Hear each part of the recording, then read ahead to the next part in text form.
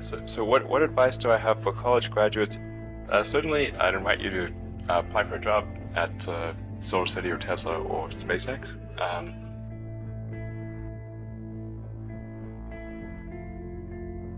And if not, then if that doesn't work for whatever reason, then apply to jobs at other companies in that arena, or try starting a company. If you study engineering and you figure out how to design new things, then it's relatively easy to start a company. You just need to get a few like-minded people with you. Although I have to say that the space business is quite hard to start a company in the space business because it's such a capital-intensive business. So it may be better to do something in solar power, or if you're going to do it in cars, do it as kind of a component supplier of cars or something like that. Musk has college degrees in business and physics, but SpaceX is his first venture in aerospace. How did you get the expertise to be the chief technology officer of a rocket ship company? I do have a physics background. That's helpful as a foundation. And then I read a lot of books and talked to a lot of smart people. Don't just follow the trend. You may have heard me say that it's good to think in terms of the physics approach of first principles, which is, rather than reasoning by analogy, you boil things down to the most fundamental truths you can imagine, and you reason up from there. And this is a good way to figure out if something really makes sense, or if it's just what everybody else is doing.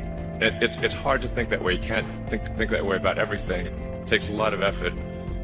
But if you're trying to do something new, it's the best way to think. And that framework was developed by physicists to figure out counterintuitive things like quantum mechanics. So it's really a powerful method. And I want to know, what is the one thing that has surprised you about your life? Well, I'm surprised about the whole thing, honestly. I certainly didn't expect for any of these things to happen, honestly. Yeah. I just, I knew I wanted to be involved in technology. In fact, the only reason I started a company back in '95, an internet company, was because I couldn't get it. There were only a few internet companies, and I couldn't get a job at any of them. So I tried to get a job at Netscape, and sent my resume in and tried hanging out in the lobby, but I was too shy to talk to anyone. And then I was like, okay, well, I guess I'll have to start a company because I can't get a job anywhere. Thank you.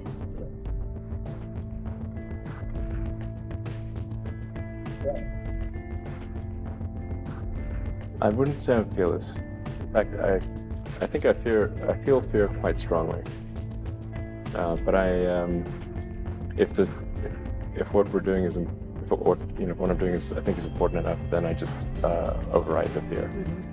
So, but it's not as though I feel like more strongly than I would like.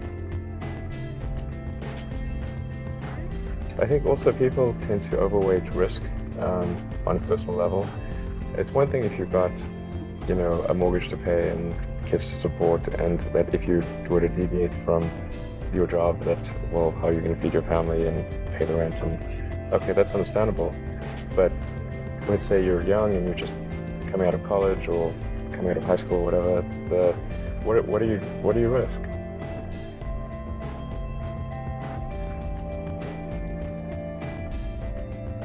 You're not going to starve. I mean, it's really certainly not in any kind of modern economy. It's so easy to earn enough money just to live somewhere and eat. I don't know what are they afraid of? They're mostly afraid of failure, I think.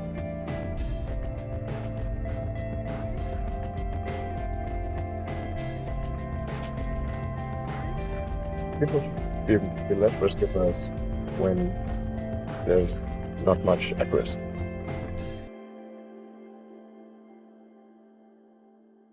What is education? Like, you're basically downloading data and algorithms into your brain. And it's actually amazingly bad in conventional education. It's like, it shouldn't be like this huge chore. Like, the more you can gamify the process of learning, the better.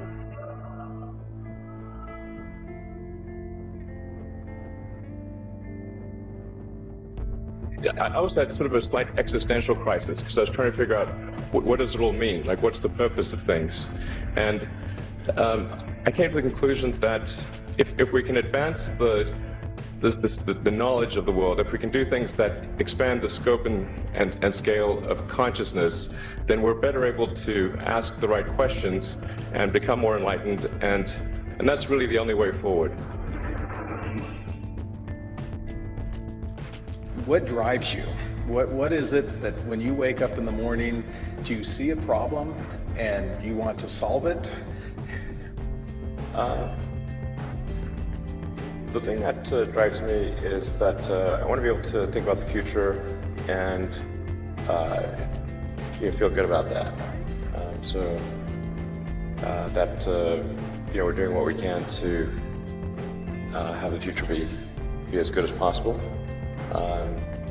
To be inspired by what is likely to happen, and to look forward to the next day.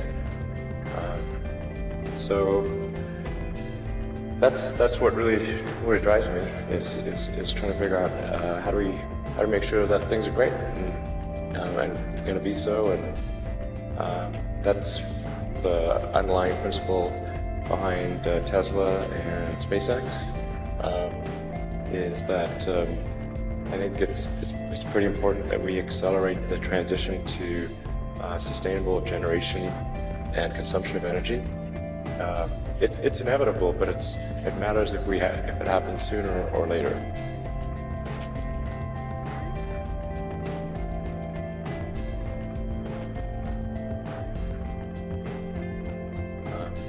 And then SpaceX is about helping make life multiplanetary, and doing what we can to continue the dream of Apollo, and ultimately make a contribution to life becoming multiplanetary.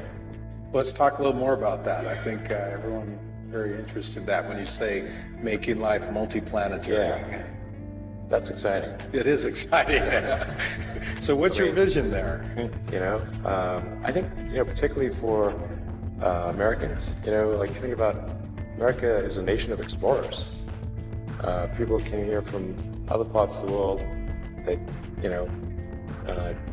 chose to give up the known in favor of the unknown.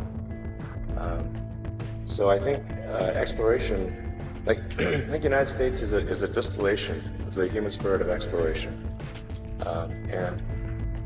So that's why it appeals to Americans so much. You can see this when, there was a shuttle tragedy, and 7 people died, and that's terrible. But a lot of people die all the time. But why do we care so much? Because it was the dream of exploration that was dying along with those people. That's why. I thought both Tesla and SpaceX would fail at the beginning. You saw it? Yeah, sure. Really? Of course. But nevertheless, you put all your money in that. So I expected to lose it. Well, technically, what I thought was, well, I'll take half the money from PayPal, and if I lose half of it, that's okay. But then, of course, the companies encounter difficulties and then have a choice of either let the company die, or put all the money into the companies. And so I really didn't want the companies to die, so I put all the money in the companies. Yeah. And then I had to borrow money from friends to pay living expenses. It's just looking just for evidence of exceptional ability. And if there's a track record of exceptional achievement, then it's likely that will continue into the future.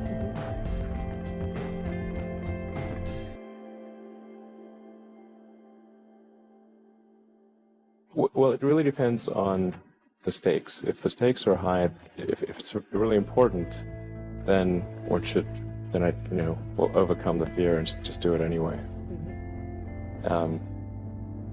But essentially, I just drive overrides fear, but I feel the fear. It's kind of annoying. I wish I didn't. Okay. I wish I felt it less.